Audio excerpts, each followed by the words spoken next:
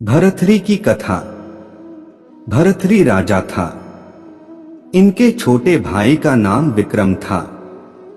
भरथरी की रानी का नाम पिंगला था। सुंदरता में परी से कम नहीं थी, परंतु चरित्रहीन थी। राजा भरथरी पिंगला से बहुत प्यार करता था तथा अत्यंत विश्वास करता था। एक दिन विक्रम ने अपनी भाभी जी को एक नौकर के साथ आपत्तिजनक स्थिति में देखा। नौकर घोड़ों की देखरेख करने वाले नौकरों का मुखिया था। उसे दरोगा की उपाधि प्राप्त थी। पिंगला ने विक्रम को रास्ते से हटाने के लिए षड्यंत्र रचा। खाना पीना त्याग दिया। राजा ने पूछा तो बताया कि तेरे भाई ने मेरी इज्जत पर हाथ डाला है। राजा को अपने भाई पर पूर्ण विश्वास था कि विक्रम यह गलती नहीं कर सकता, तू गलत कह रही है। परंतु कहावत है कि बद क्रिया चरित्र जाने ना कोई। कसम मार कर सती हुई। अंत में राजा ने पत्नी मोह में अपने भाई को दोषी करार दे दिया। पिंगला ने कहा कि इसको जंगल में जाकर मारकर डाल आए, इसकी आंखें निकाल कर लाए। मुझे दिखाए तो मैं जीवित रहूंगी, नहीं तो मरूंगी। राजा भरथरी ने अपने नौकरों को यही आदेश दे दिया।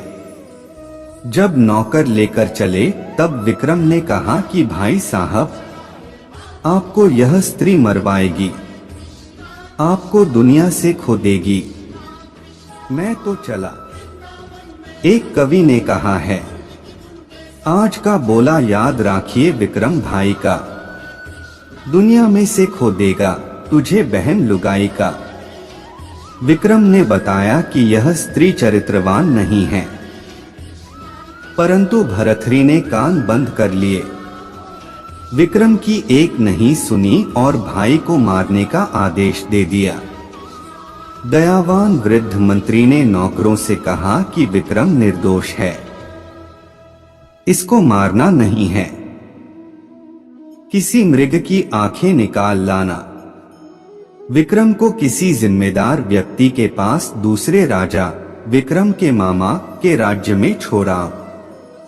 ऐसा ही किया गया। पिंगला का रास्ते का रोड़ा दूर हो गया। एक दिन राजा भरथरी जंगल में शिकार खेलने गया हुआ था। उसने एक हिरण को तीर से मार दिया। उसी समय श्री गोरखनाथ जी सिद्ध वहां से जा रहे थे। उसने राजा से कहा कि निर्दोष को मारने से महापाप लगता है। राज के मद में अंधा न हो प्राणी, संसार छोड़कर भी जाना है। राजा में अहंकार अधिक होता है। वह अपनी क्रिया में बाधा तथा किसी की शिक्षा स्वीकार नहीं करता। यदि श्री गोरखनाथ जी संत वेश में न होते तो इसी बात पर उन्हें भी वहीं तीर से मार देता। फिर भी अपनी दुष्टता व्यक्त करते हुए कहा कि यदि इतना जीवों के प्रति दयावान है तो इस मृग को जीवित कर दे, नहीं तो यह संत वेशभूषा उतार कर रख दे। श्री गोरखनाथ जी ने शर्त रखी कि यदि मैं इसी हिरण को जीवित कर दूं तो आपको मेरा चेला बनना पड़ेगा। राजा भरथरी ने कहा कि ठीक है। श्री गोरखनाथ जी ने उसी समय कान पकड़कर हिरण को खड़ा कर दिया। राजा से कहा कि उतर घोड़े से नीचे। राजा घोड़े से नीचे उतरा और संत के पैर पकड़कर क्षमा याचना की और कहा कि मुझे कुछ समय और राज्य करने दो, फिर आपका शिष्य अवश्य बन जाऊंगा। अभी मेरी पत्नी रो रो कर मर जाएगी, वह मेरे बिना नहीं रह सकती। श्री गोरखनाथ जी ने कहा कि बाण आले की बाण ना जावे, चाहे चारों वेद पढ़ा ले। प्रिया अपनी ना होती, चाहे कितने लाड लड़ा ले। परंतु भरथरी तो अपनी दुष्ट पत्नी को देवी मानता था। उसने अपनी पत्नी की बहुत वकालत की। श्री गोरखनाथ जी ने कहा कि आपकी इच्छा हो और संसार से मन दुखी हो जाए तब आ जाना। कुछ समय उपरांत श्री गोरखनाथ जी वेश बदलकर अन्य संत के रूप में राजा भरथरी जी के पास गए। उनको एक अमर फल देकर कहा कि जो इस फल को खा लेगा वह लंबी आयु जिएगा और युवा बना रहेगा। यह कहकर संत जी कुछ दक्षिणा लेकर चले गए। फल की कीमत नहीं ली। राजा ने विचार किया कि यदि मेरे से पहले मेरी पत्नी की मृत्यु हो गई तो मैं जीवित नहीं रह पाऊंगा, इसलिए यह फल पिंगला रानी को देता हूँ। वह फल अपनी रानी को दे दिया तथा उसके गुण बताए। रानी का प्रेम उस दरोगा से था। रानी ने वह फल अपने प्रेमी दरोगा को दे दिया और उसके गुण बताए और कहा कि मैं आपकी लंबी आयु देखना चाहती हूँ। मैं आपके बिना जीवित नहीं रह पाऊंगी। दरोगा उसी शहर की वैश्या के पास जाता था। उससे अत्यधिक प्रेम करता था। दरोगा ने वह अमर फल अपनी प्रेमिका वैश्या को दे दिया तथा उसके गुण बताए। वैश्या ने विचार किया कि इस नगरी का राजा बहुत दयालु तथा न्यायकारी है। अपने भाई का दोष देखा तो उसे भी क्षमा नहीं किया। ऐसा राजा लंबी आयु जीवित रहे तो जनता सुखी रहेगी। यदि मैंने खा लिया तो और अधिक समय तक यह पाप करूंगी। उस वैश्या ने वह फल राजा भरथरी को दे दिया तथा उसके गुण बताए। राजा ने पूछा कि आपको यह फल किसने दिया है?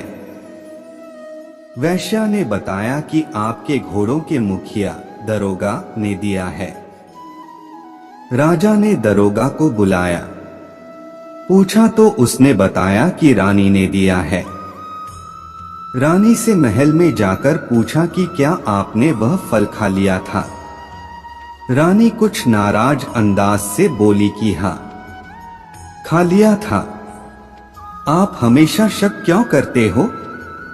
राजा ने उसी समय मंत्री, महामंत्री, अन्य दरबारियों, कार्यालय के उच्च अधिकारियों को तथा वैश्या और दरोगा को बुलाया।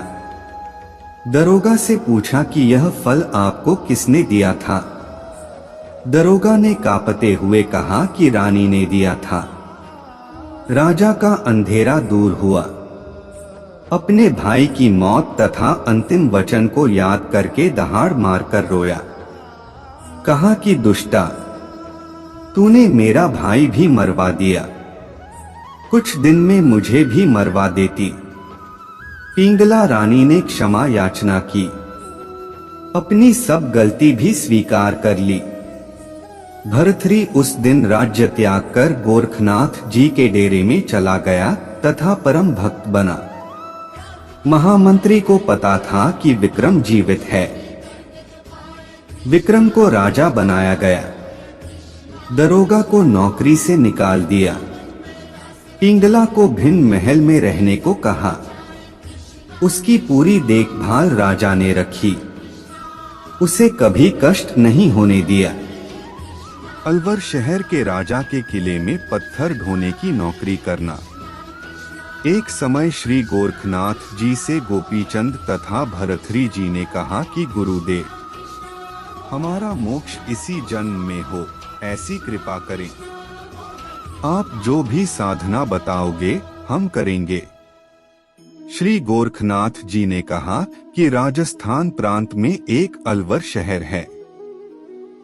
वहां का राजा अपने किले का निर्माण करवा रहा है। तुम दोनों उस राजा के किले का निर्माण पूरा होने तक उसमें पत्थर ढोने का निःशुल्क कार्य करो। अपने खाने के लिए कोई अन्य मजदूरी सुबह शाम करो। उसी दिन दोनों भक्त आत्मा गुरु जी ऐसा चला। अंत के वर्ष में तो केवल एक व्यक्ति का भोजन भेजने लगी। के वचन का पालन करके सफल हुए। जो अमरत्व उस साधना से मिलना था वह भी अटल विश्वास करके साधना करने से हुआ। यदि विवेकहीन तथा विश्वासहीन होते तो विचार करते कि यह कैसी भक्ति, यह कार्य तो सारा संसार कर रहा है। मोक्ष के लिए तो तपस्या करते हैं या अन्य कठिन